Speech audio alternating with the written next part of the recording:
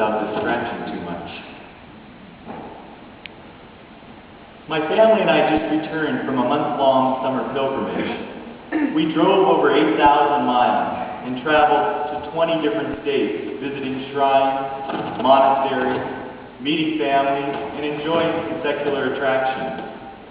As we traveled, it became very evident that with the exception of a very few special communities, Christianity was suffering and mostly unnoticeable. We have turned into a culture mostly void of Christian morals and character. If you doubt my words, listen to the following statistics.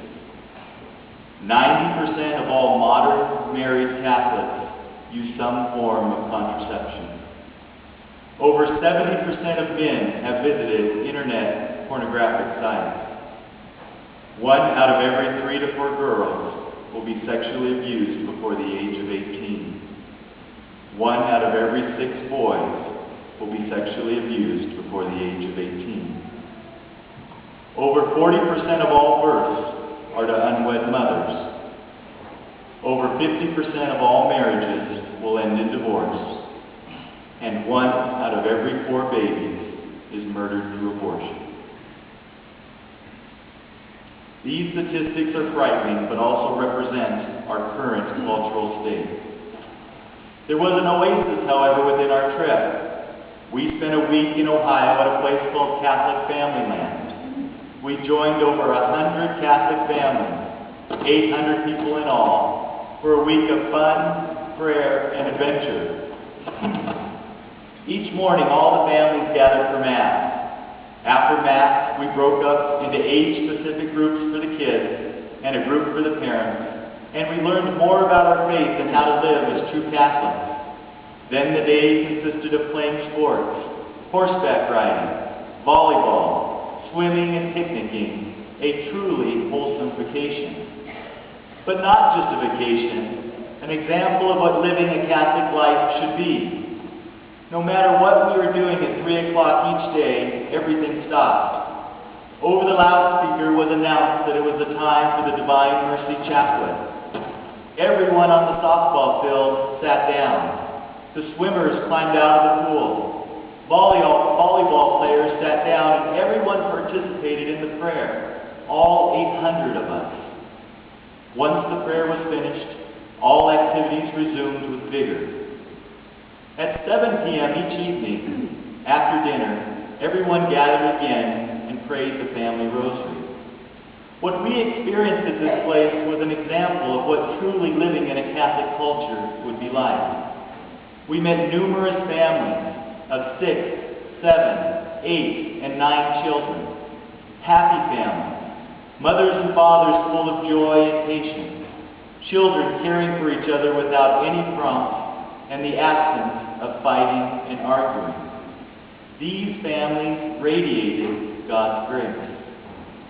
I had the opportunity to visit with many of these families and asked about their lives. Their lives were as varied as ours, but there was one thing that was in common. They all met for dinner each evening. They all prayed the rosary as a family each day and dedicated one evening a week to learn their faith together as a family. It was the fact that they truly made God a priority in their lives. They prayed together and they served each other joyfully. I've heard from these families over and over again that the father was the spiritual leader of the family and that the mother was the heart of the home.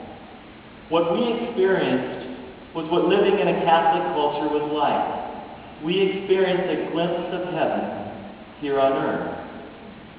We experienced a drastic contrast from the current culture that we are living in right now. I spent the first 2 days walking around the 850-acre complex, observing and attempting to try to make some spiritual sense out of what I was experiencing. And then it hit me. I was experiencing a culture of life, the opposite of what we are currently living in, the culture of death, especially here in California. As we sit back and allow the current culture and behaviors to go unchecked, we're watching our faith and culture, our Catholic culture, disappear. For so many of us, this has been such a steady and gradual process that most of us don't even realize what has happened to our families and to us. We have been desensitized and absorbed into the culture of death. At this rate, it won't be long, and our Catholic culture will be extinct. Being Catholic is not a spectator sport. It's a committed life of action. What I'm about to say might be perceived as harsh, but it is true. Fathers, you are directed by God to be the spiritual leaders of your family. If your family isn't holy, vibrant, and profoundly Catholic, who is to blame? Mothers, you are the heart of the home. If your home isn't holy, peaceful, and doesn't represent God's beauty, who is to blame?